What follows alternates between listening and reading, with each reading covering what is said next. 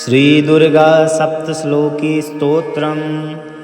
शिव उवाच देवी त्वं भक्तसुलभे सर्वकार्यविधायिनी कलौ हि कार्यसिद्ध्यर्थ उपायं ब्रूहि यत्नतः।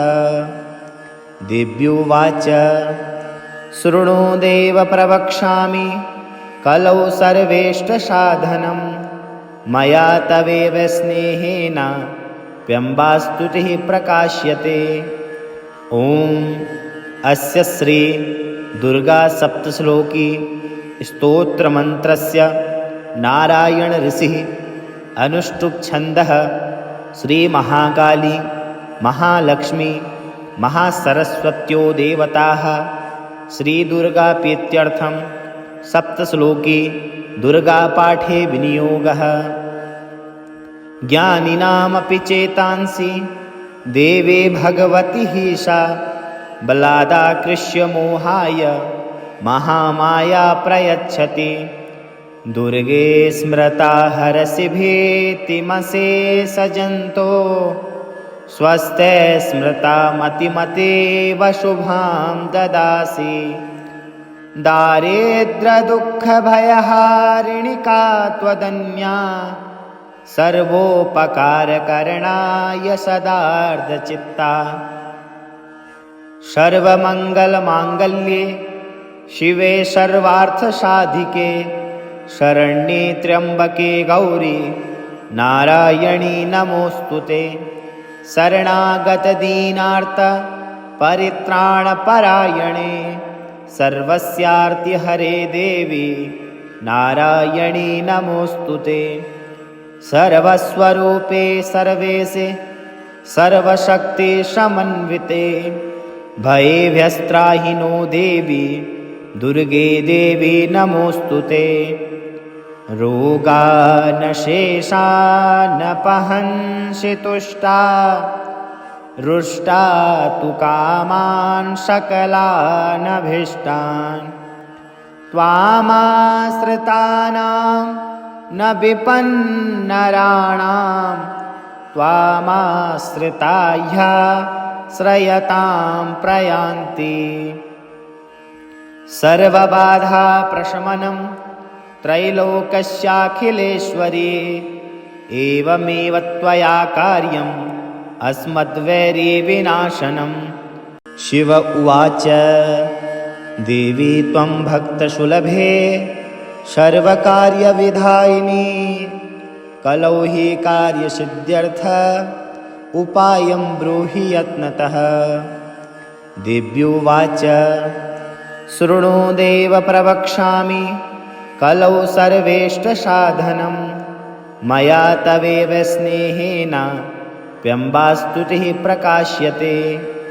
ॐ अस्य श्री दुर्गा सप्तश्लोकी स्तोत्रमन्त्रस्य नारायण ऋषिः अनुष्टुप् छन्दः श्रीमहाकाली महालक्ष्मी महासरस्वत्यो देवताः श्रीदुर्गाप्रीत्यर्थं सप्तश्लोकी दुर्गापाठे विनियोगः। ज्ञानिनामपि चेतांसि देवे भगवति हि सा बलादाकृष्य मोहाय महामाया प्रयच्छति।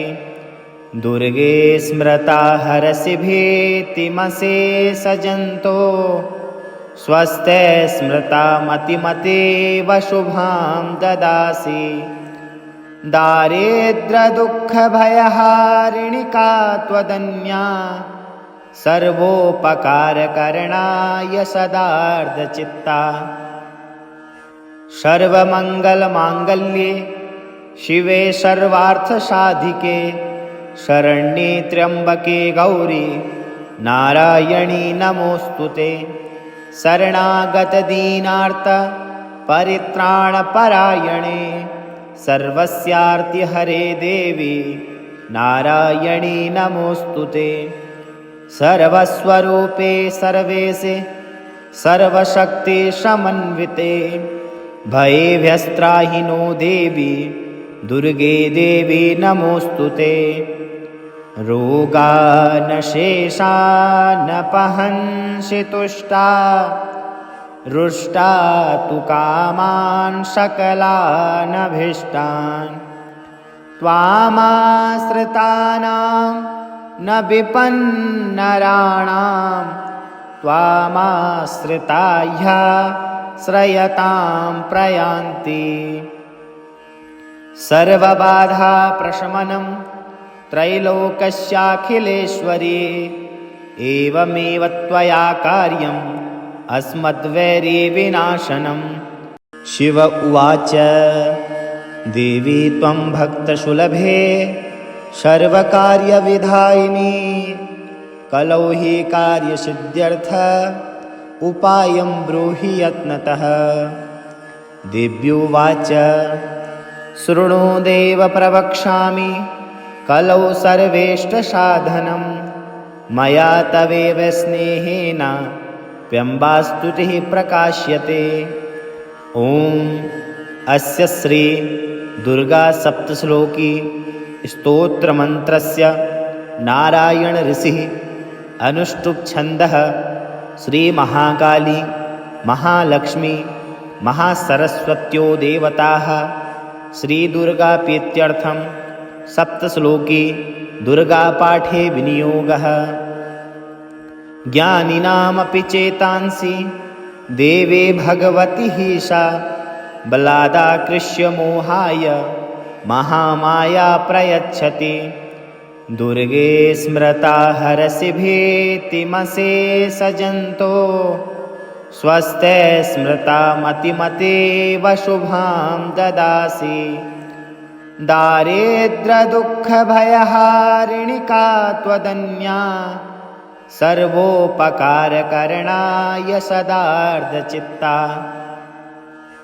सर्वमङ्गलमाङ्गल्ये शिवे सर्वार्थसाधिके शरण्ये त्र्यम्बके गौरी नारायणी नमोऽस्तुते। शरणागतदीनार्त परित्राणपरायणे सर्वस्यार्तिहरे देवी नारायणी नमोऽस्तुते। सर्वस्वरूपे सर्वेशे सर्वशक्तिसमन्विते भयेभ्यस्त्राहिनो देवी दुर्गे देवी नमोऽस्तुते। रोगानशेषानपहंसि तुष्टा रुष्टा तु कामान् सकलानभीष्टान् त्वामाश्रितानां न विपन्नराणां त्वामाश्रिता ह्यश्रयतां प्रयान्ति। सर्वबाधा प्रशमनं त्रैलोक्यस्याखिलेश्वरी एवमेव त्वया कार्यम् अस्मद्वैरीविनाशनम्। इति श्रीदुर्गासप्तश्लोकी सम्पूर्णम्।